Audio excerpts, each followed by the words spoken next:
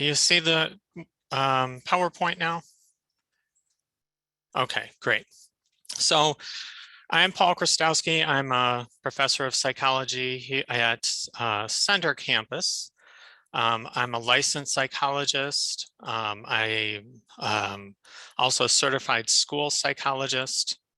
I started my work as a psychologist in the clinical field.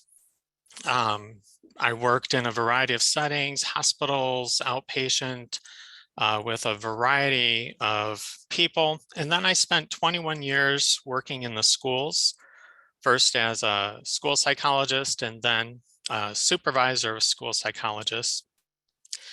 And the particular tool that we're going to be talking about to cope with COVID, among many other things, is something that was introduced to me relatively recently in the past few years, and that is mindfulness meditation, which is a big part of one of the coping tools we're going to be talking about. So our objectives are going to be talking about strategies that are based on acceptance and commitment therapy.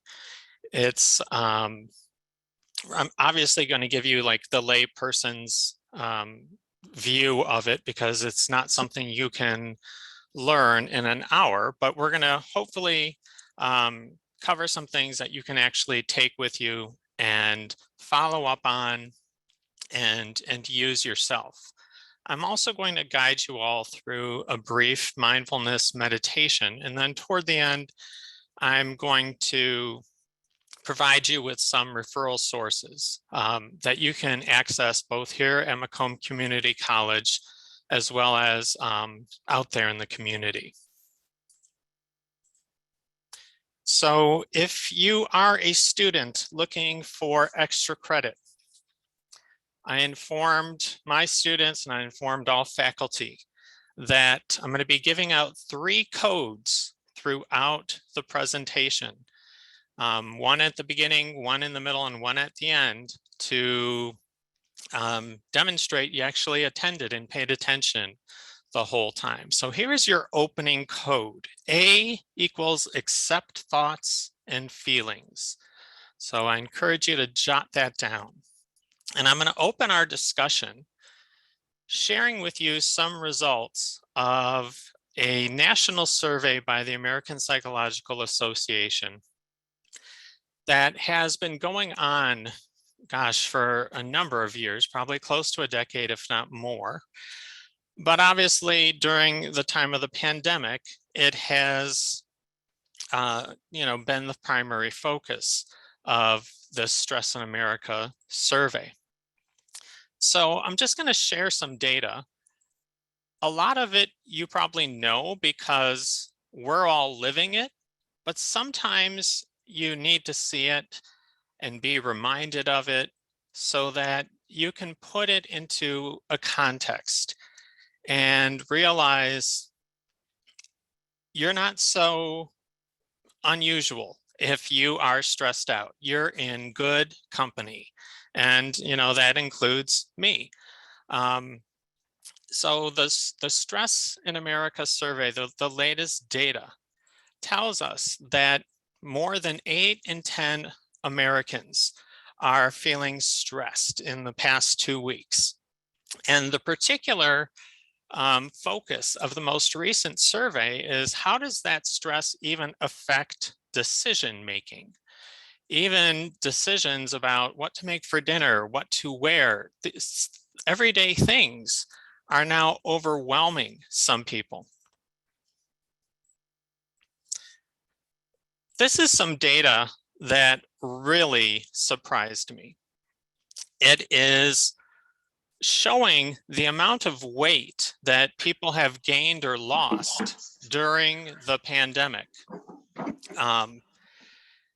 And it's pretty amazing. I mean, when you look at, folks my age, 41% have gained 21 pounds. I suddenly don't feel so bad.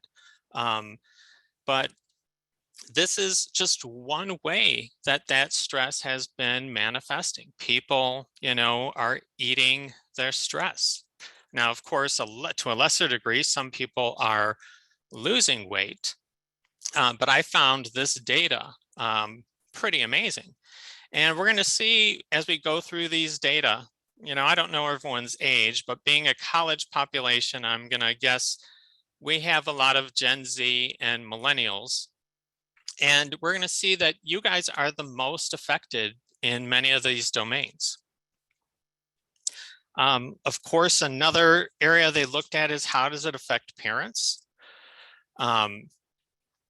Parents' mental health has suffered, because they're under greater stress, especially when schools were closed and parents had to make arrangements about what to do with their kids while they were home. And we're going to see that, 24% of parents have been diagnosed with a mental health disorder just since the pandemic started. And we're going to see another statistic that holds pretty true, that when it comes to people who are actually, getting treatment, it's not much. In fact, this is, pretty big, because usually it's about 20% of people have a diagnosable disorder, and of them, only 20% are actually getting the treatment that they need. Oh, don't know how to get rid of my annotation. I thought that would go away automatically. Nope. There we go. So again, these are things that we know. But again, just to remind you that this is something that's impacting everyone, particularly healthcare workers. 3/4 of healthcare workers are not getting the kind of emotional support they need. So these are serious statistics. And then things that we all know would help us deal with this kind of stress, like exercising or getting routine healthcare. All of those kind of things have been delayed or sort of been taking a back seat. The Stress in America survey also broke down the stress answers by race. And they found that Hispanic adults are reporting that they are under the most stress. But here's some data that I think, you all would be interested in. Because again, I'm suspecting the vast majority of our college population are Gen Z and millennials, and the data is showing that you're under the most stress of any group. And again, this is stress that impacts your ability to even, make everyday decisions. Now, it is interesting to see that the boomers and the older adults, even though they initially were the ones suffering most from the virus, are the ones reporting the least amount of stress. If you stop and reflect on that, you can see probably because many people are retired. When things closed down, it didn't really impact them so much. Whereas with the Gen Zs and millennials, it affected your schooling. It might have affected your jobs. So there's far more adjustment that you had to do. And in psychology, that's a big part of what determines what is stressful or not. Can I handle it? How much do I have to change my life? How much do I have to accommodate what I'm currently doing to meet the new demands on me? And people your age had to really accommodate a lot, had to change a lot. And if you happen to be, a parent as well, then the numbers are extremely high, as you can see. Now, they also looked at, and I think this is a very important slide to pay attention to, looking at it across 3 years. You can see there are some changes, but for the most part, even pre-pandemic, these things on the left, money, the economy, responsibilities, etc., are things that stressed us out anyway. So we think, because we hear it on the news so much and we experience it in our lives, that this pandemic is causing vast changes in our lives. This data sort of tells us it's always something. And once this pandemic goes, we're still going to have to deal with these kinds of things. So yes, there are some little fluctuations, but for the most part, the stress we experience has been rather consistent. And finally, some other questions that were on the survey, looking at where are the stressors coming from. So family responsibilities, lack of social support, all of those kinds of things are very, very high. And then when you look at some of the things that we do, and my colleagues who are here know I'm guilty of this, napping to manage stress. It's not necessarily the unhealthiest thing a person could do, but when it is taking you away from things you value and things that are important goals, it's not really a healthy coping mechanism. It is simply avoiding something. And that's a big focus of what we're going to be talking about with this approach, acceptance commitment therapy, to stop avoiding and to start realizing some things are what they are. Things are always going to change. You're never going to be always happy and you're never going to be always stressed. So I need to learn how to deal with whatever is facing me right now. So I show you these preliminary bits of data, hopefully to help you see that stress and anxiety are a common thing. They're part of our lives. They're not necessarily unique to there being a pandemic. And if you are someone who has ever taken intro psych, I'm sure you have seen this curve or some variation of it. It's known as the Yerkes-Dodson stress performance curve. And what it shows us is that, stress isn't necessarily a bad thing. This is something that has evolved out of tens of thousands of years of human history and served us very well. It's a survival mechanism that triggers certain things to happen in your body so that you can do what you need to do to survive. Now, the problem is this has served us so well and has helped our species survive to 2022 that the very same things that once helped our ancestors fight or flee from a saber-toothed tiger attack still kick in when things are not nearly as dangerous, when things are like an upcoming test or, a homework assignment or an extra shift you have to cover at work. Well, what this shows us is that moderate amounts of stress improve our performance, and that for anything we do, there is an optimum level of stress or arousal where you're going to be at your peak. That means that you're pumped up, you're engaged, you're recognizing that this is important and that you get those resources going to do what you got to do and perform at your peak. So I think that's one thing that students need to hear over and over again, because as a society, I think that we have gotten to the point where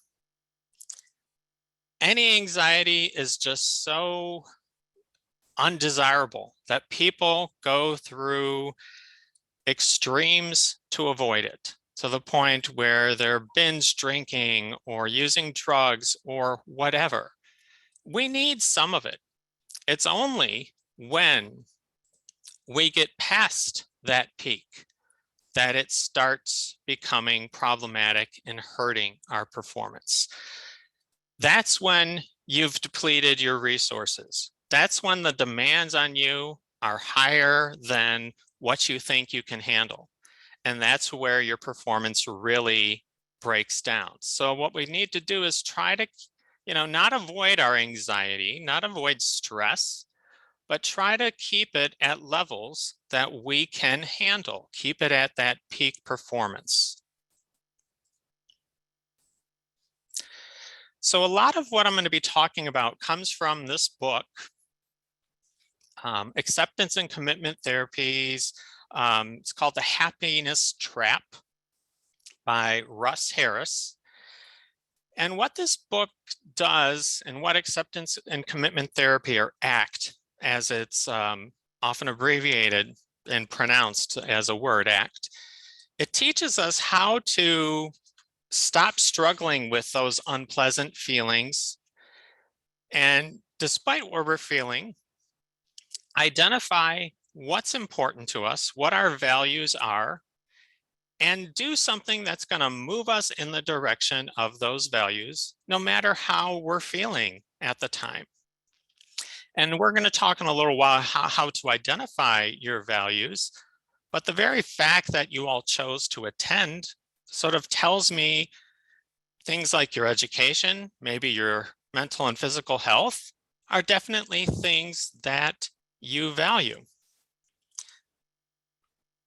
Now, if you've ever gone to therapy, chances are your therapist used CBT, or cognitive behavior therapy, or some variation of it. It has been the treatment of choice for many disorders and for a long time, because there's lots of research that shows that it works. And in cognitive behavior therapy, what it is based on is the idea that when you're feeling bad, when you're doing things that are maladaptive, it all starts with your thinking. And if we can pay attention to how you're thinking and challenge those thoughts if they are irrational and get them to change, then changing how you think will affect your behaviors and emotions. And we used to think that changing that thinking was like the core element that made CBT work. ACT tells us maybe not so, because there is comparable efficacy for ACT. What ACT teaches us to do is to stop fighting our unpleasant thoughts and feelings and stop trying to control them. Just let them be and accept them, to view them more objectively. And the more modern research is telling us that that might be the key element that's in both therapies that makes them both work. Simply detaching yourself from your thoughts and viewing those thoughts more objectively, without getting all wrapped up in them. So some things that ACT emphasizes that help us to accept unpleasant thoughts and feelings and just be present with them are reminding us, what are thoughts anyway? They're not us, they're not who we are, they're just words in our head. And one thing that, if we were to take the CBT approach and to identify the words in our head and try to change them, sometimes we find, and you'll find this too if you've ever been in an argument with, a loved one, if someone feels like they're not being heard, what do? They just get louder. So that could be going on in your own head. Your irrational thoughts are telling you, who are you kidding? You can't make it through college. You don't have what it takes. And you're trying to rationalize against that thought saying, yes, I can.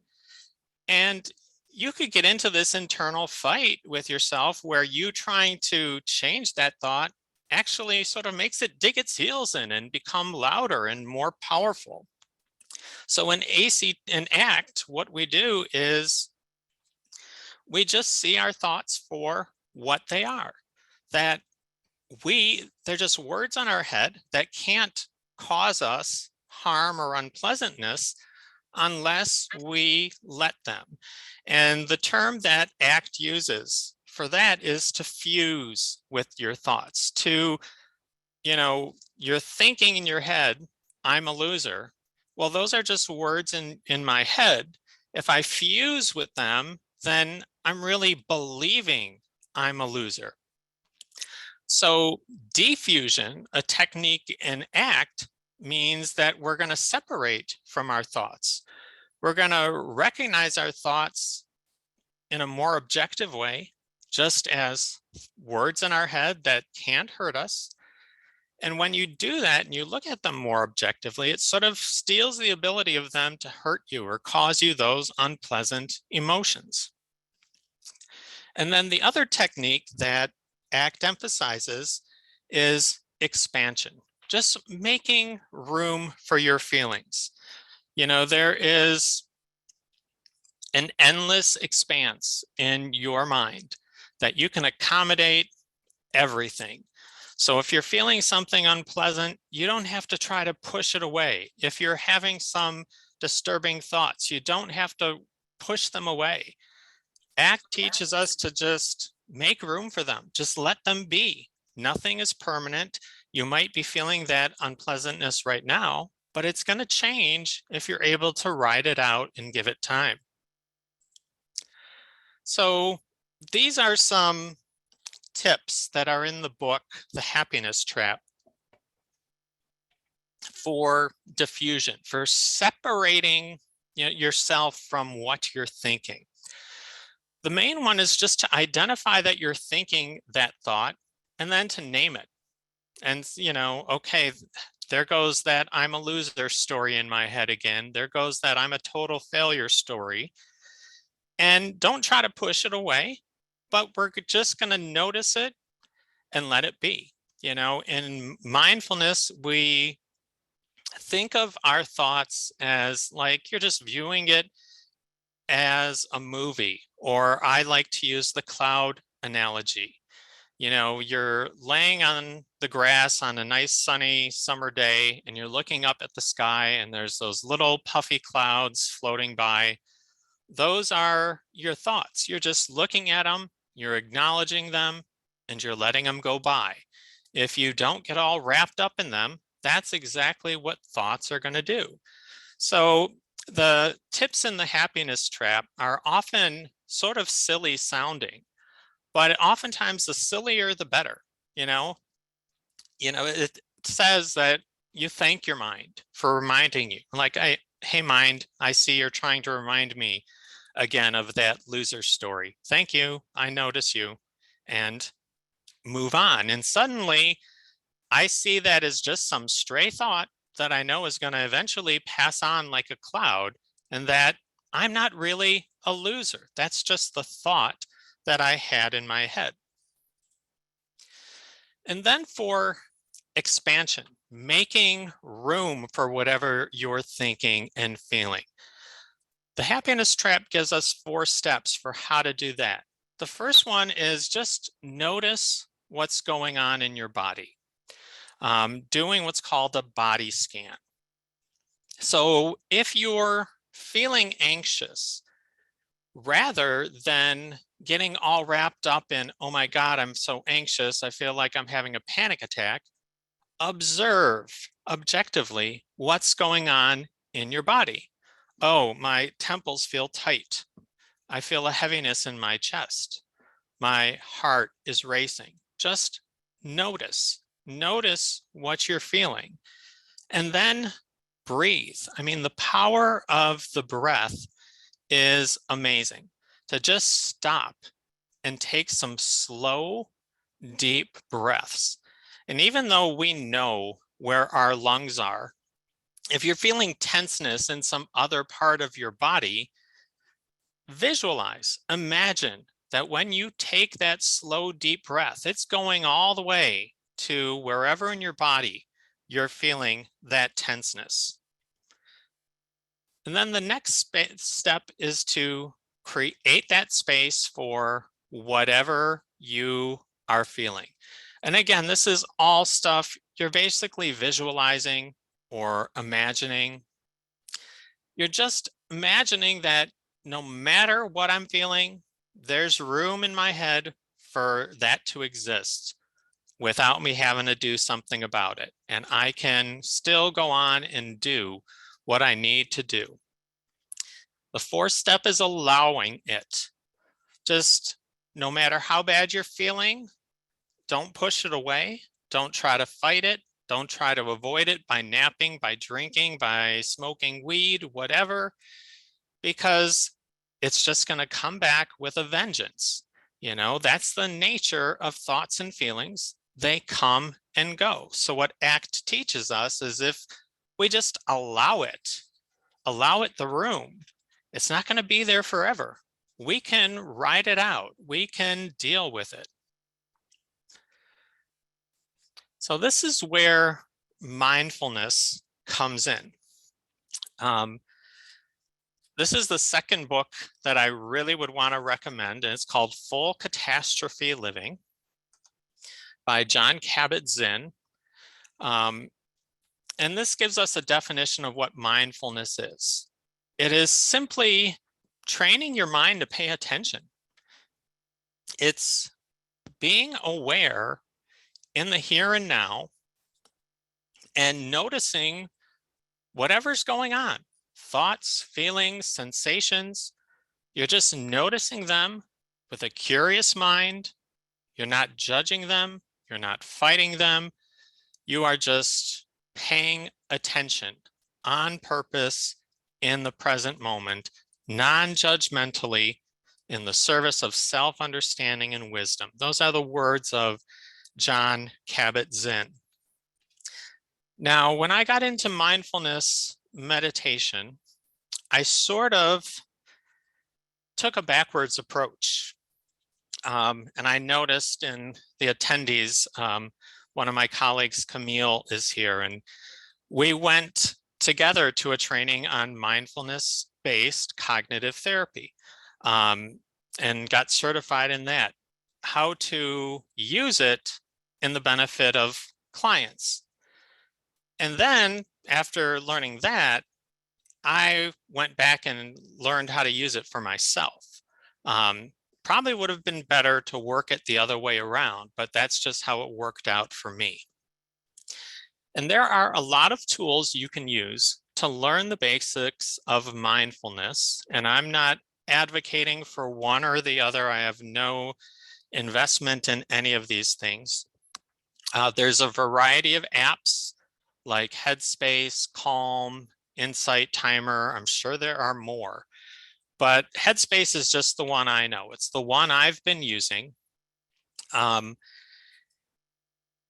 It gives you for free a basics course in mindfulness meditation. And if you have a Netflix account, you can watch it on Netflix and learn mindfulness, through, some really brief animations on TV, and almost everyone has Netflix. And then if you want more courses and you want daily guided meditations, then there is a subscription for that. But when I looked at the subscription rates, it's cheaper than one single session of psychotherapy. So I deemed it well worth the investment. So Headspace is what I'm familiar with and what I use. Now, the course I went through to learn how to use it for myself, and this is what the book Full Catastrophe Living is based on is this course, Mindfulness-Based Stress Reduction, or MBSR. The man you see on the screen, Ali Turfy, is a former colleague of mine, and he is now a certified mindfulness-based stress reduction instructor. And he offers this virtual 30-hour, 8-week course where you can learn this. And I can tell you the benefits are proven, not just for your mental health, but also for your physical health. And it is entirely free. He promised to continue to do this for as long as we are under the pandemic. So if it's something that you might be interested in, and I highly recommend, his email address is here. You have it in the PowerPoint. All you need to do is email him, say you're interested in the next session of MBSR, and he will get you on the email list and let you know when the next one is starting. I mean, the timing of this is sort of bad because he just started his winter session when we started our winter semester. But in 8 weeks, he will be starting up again. So if that's something you're interested in, I've been through it. I think it is well worth it, especially since it's free. So what I thought I would do is take you to Headspace and do a guided meditation. So you have the link in your PowerPoint. I know I gotta change the screen I'm sharing. And we're just gonna do a quick little 5-minute one. Because if this is something you've never done before, 5 minutes can probably seem like an eternity. People don't give themselves 5 minutes to sit still and be quiet. And they see it as a luxury. Mindfulness meditation teaches us that you're not doing this for you. When you become a better, calmer, less stressed you're benefiting the whole wide world, the community all around you. So I'm going to give you a little taste of Headspace. I hope the audio shows up well enough. And just follow along with the guided meditation. So once you're sitting comfortably, just beginning with a few big deep breaths.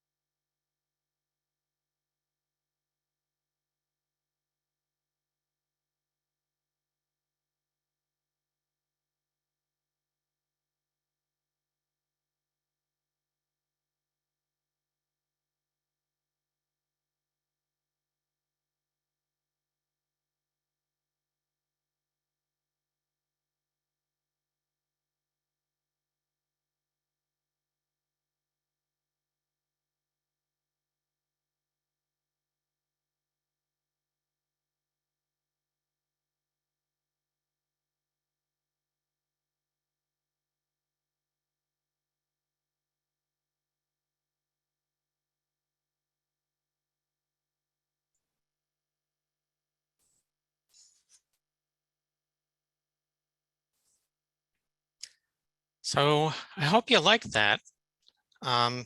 Again, that was just 5 minutes. I definitely needed that. I was nervous about this presentation and I felt myself getting a little over that top of the curve. And that sort of brought me back down to my peak now. So that's a technique that's used in ACT. Another one that helps accept unpleasant thoughts and feelings and really get back to the present is this technique. It's called grounding. When we're anxious, we're not living in the present.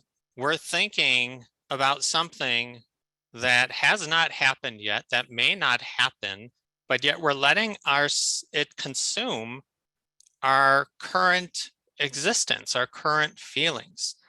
So grounding is a way to get back into the present. If you can take 3 deep breaths and just focus on your breath and it does it for you, great, because breathing is something you always have to do in the present. You can't breathe in the future or the past. It's always happening right now. But other techniques is this one. Look around and say to yourself, what are 5 things I can notice in this room right now? Strive to notice 5 things that maybe you have not noticed before. Pay attention to the details, the colors, the physical aspects of them.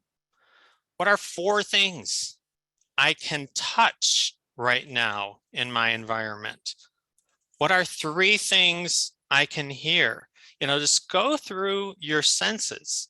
And by doing that, you are grounding yourself in the present moment. All right. So again, if you are doing this for extra credit, here is your second code that you will need to report to your instructor. C equals connect with your values. C equals connect with your values. And that's the next part of ACT. And it's something that everybody needs to take the time to do. You really have to sometimes journal or write about it for it to really sink in. But you're essentially asking yourselves, what do I want from my life? What's important to me? What kind of person do I want to be? What are the things that are the most meaningful for me? Because ultimately, those are the things that are going to drive you into the best direction for your life. ACT is highly individualized because your values are highly individualized. And ACT always emphasizes you do what works for you. So this might not be the therapy for you. This might not be the approach for you. If it works, then and it brings you closer to those things that you value, like completing your education, being a healthy person, whatever, then you have to do it. And then there are links in the PowerPoint. And you have these links as well in the materials that Aaron sent out. But this is simply a way for you to do that reflection, to sort of start thinking about what are your values? What's the roadmap for your life? So you got that link in the PowerPoint, and it's also was sent out to you. And then once you know what's important to you, then the next step is to start setting goals for how to get there. And again, it's going to be unique for everyone. And the recommendation in ACT is that you set goals that are at different time frames. So set one that I'm going to do right now, then set a shorter term goal, then a longer term goal, and then one, maybe farther out in the future. And the goals should be SMART. SMART is an acronym to help you just remember what makes for a good goal: specific, measurable, attainable, relevant, and timely. Simply saying my goal is to be better at school, that's not enough. That's not specific enough. That's not measurable enough to tell us, did you accomplish it or not? So keep that acronym in mind. And I can't emphasize enough the immediate goal. Even presenting this presentation, it sort of was unplanned. I was not the original choice for a presenter, and it fell through. So I was asked to develop a presentation and do this. And I was a little anxious about it, but one day I said, well, I'm at least going to start the first slide of my presentation. If I do nothing else, I'm going to do that. And what you find is usually if you do that immediate goal, then you're going to do something else and something else and something else, and you'll be very pleased with yourself. But that wasn't the goal I set. I said, I'm just going to get that title slide and get the template. And if I can get that much done, I'll be happy. And lo and behold, I got way more than that. So when you have goals, then you got to take effective action toward those goals. Visualize yourself accomplishing what you want to accomplish. Break it up into steps. A goal without a plan is not very effective. So you have to say to yourself, okay, what exactly am I going to do? What steps do I need? What resources do I need to get there to make that happen? When am I going to do all of that? That's the last part of ACT, taking the action, regardless of how you felt. I was anxious about it, but I started anyway, and we can do that. And you often will amaze yourself, what you can do once you just take that first step. So again, just do something. I can relate because I teach you all. I see what students deal with. You've got a lot of work. You're taking a lot of classes. Everything's online now, and so many of those online classes are accelerated, and you're condensing a whole semester to 8 weeks sometimes, which to me is just overwhelming and too fast-paced. Do something. Write the first sentence of that assignment, do the first problem, read the first page of the chapter, whatever, especially if you don't feel like doing it. That's what ACT teaches us, that if that's something I value, if I'm saying that I value my education, then I got to do a step toward accomplishing that, regardless of what I'm feeling, regardless of those crazy thoughts in my head that are saying, hey, remember me? I'm the thought that says you're a loser, you can't accomplish that. So you say, hey, I noticed you thought, thanks for reminding me, but I'm going to read that first page of the chapter. Now, what if taking action means you need to get some assistance? What resources do you have for that? One resource you have is the Behavior Intervention Team, and you have the link here in the PowerPoint.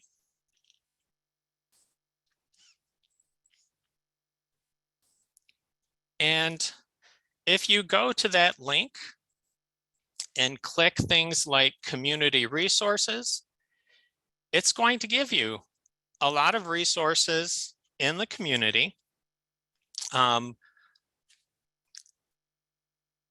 It's going to give you a link to how to report a problem or how to make a referral for yourself if you want to get some guidance.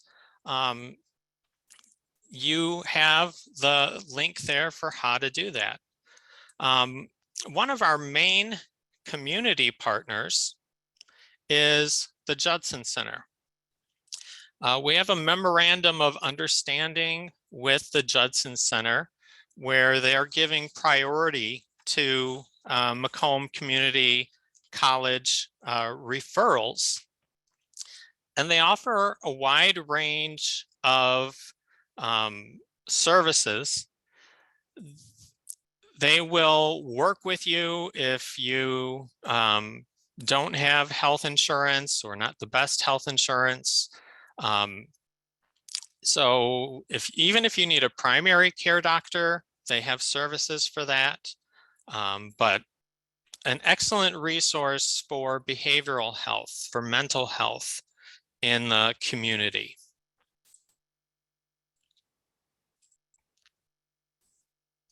And again, all of those links are right there in the PowerPoint.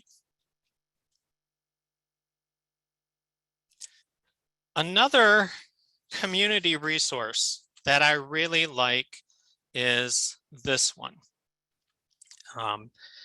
It is put out by Psychology Today.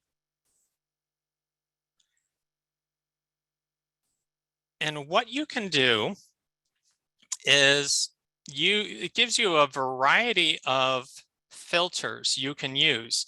You can search by your zip code and it'll tell you all the therapists in your zip code.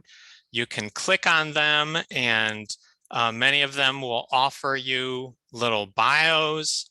So if you sort of want to get a feel for who you might want to work with, there's filters where if you have a particular issue or disorder, and you want someone who specializes in depression, who specializes in anxiety, in LGBT issues, whatever. You can filter by insurance. If you want a male therapist or a female therapist, you can filter by that. If you are looking for somebody who does mindfulness-based cognitive therapies or acceptance and commitment therapy, you can filter by that. So it's a really good resource if you need to find a mental health therapist in the community.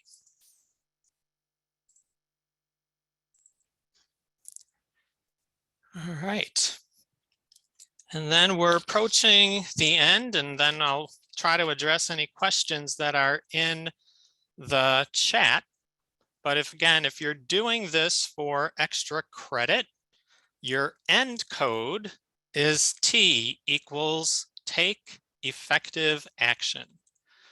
So I alerted instructors about this. So if they're offering extra credit, your proof of attendance and participation is you emailing them those 3 codes, the beginning code, middle code, and end code, showing you were here for the whole time.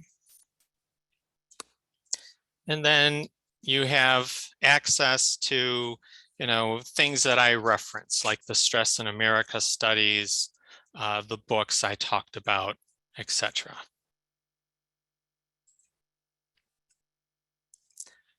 All right, so what kind of questions? So, so far we only had one question in the chat. Feel free if you have one now to add it. But Janae asked, is having an internal monologue different than hearing thoughts in your head, those negative thoughts that arise? No, I mean, as long as we're not talking, auditory hallucinations, everybody conceptualizes their thoughts in different ways. And yeah, I think many of us do. We're talking to ourselves in our heads. Yeah, we are having that internal dialogue. And even though it's in our own head and often in our own voice, sometimes it's telling us some things that aren't very nice. And again, if we fuse with that, if we believe in the story, it can be very damaging to us.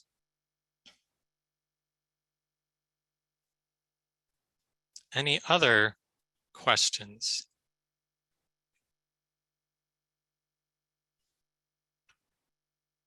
So one just popped up here. What would you do if you could not walk away when you are extremely stressed? For example, at work. That's one of those times where if it were me, no, I've never been stressed at work. I'm going to take those 3 deep breaths.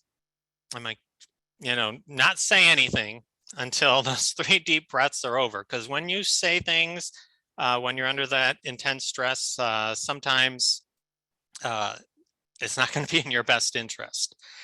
And then if those 3 deep breaths aren't calming me down, then I would go to those grounding techniques. And I'm like, get present.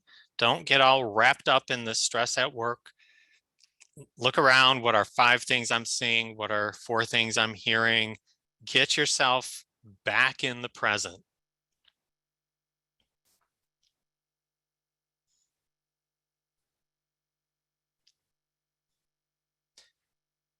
Again, yeah, I'm seeing that one. So does ACT help you shift your thinking from negative to positive? Well,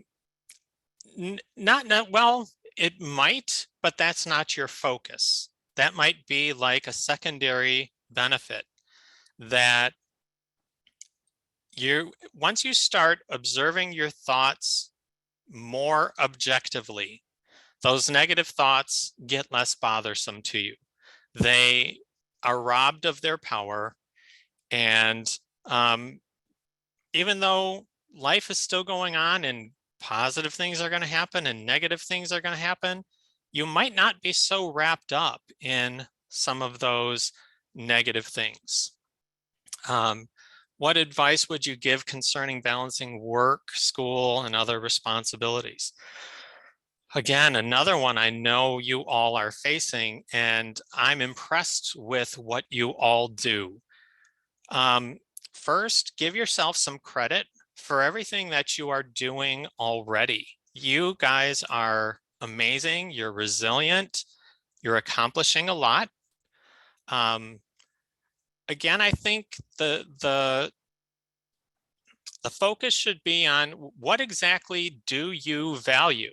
And I think it's important to go through that values exercise, because you might find once you do that and you've identified what really is important to you, and you look at all the things that you do with work and school and other responsibilities, chances are you will find that, you know what, I'm doing sometimes things that really aren't taking me to what I've said is really important.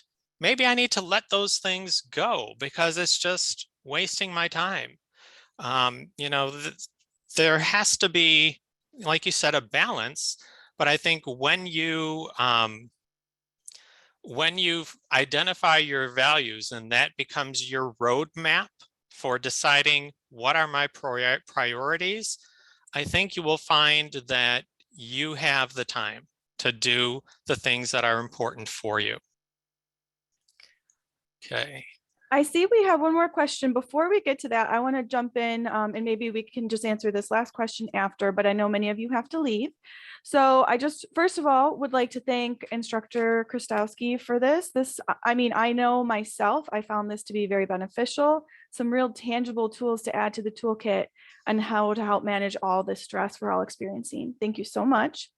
Thank you for having me. Yes. And then I want to remind everyone, so Aaron Hedblad did email everyone who signed up RSVP to his email. He sent out a link that included the PowerPoint.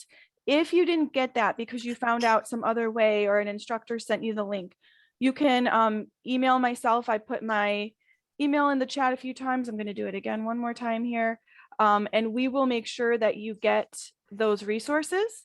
And then in Aaron's email, there's also going to be a survey to find out how this went. Did we achieve our learning outcome goals we set for the presentation? So if you could take that, that would be wonderful. And now we'll get back to that one last question. Is there a way to help tune out or redirect people that will not stop talking about negative topics? Well, again, I would apply the same kind of diffusion technique. Just because somebody is talking about a negative topic does not mean you've got to be all wrapped up in it, just like you don't need to be wrapped up in all of your own negative thoughts. You know, when they start talking, you can just visualize them as that puffy cloud in the sky, and they're eventually going to blow away. And, you know, you don't have to get wrapped up in their negativity. You know, certainly it takes practice. But when you practice that mindfulness and you know how to be in the moment and how to be present and aware, you can just observe them. And, you know, you might start feeling a little pity for them that they don't have some of the tools that you have, but you can let them talk about their negative things and realize, you know what, that has no bearing on my life. I know what my values are. Whatever they're talking about is not taking me in the direction of the things I value. So I hope that helps. All right. Well, thank you again. Thank you to everyone that attended. Look out for those emails. You can email myself or Aaron. Headblad also put his email in there. Either one of us would be fine to get the resources. And we'll also include a link to this recording of the presentation in case you wanted to view this again or send it to someone else. Thank you, everyone. All right. Thank you. Bye. Thanks for attending. Thank you so much. Bye. Bye.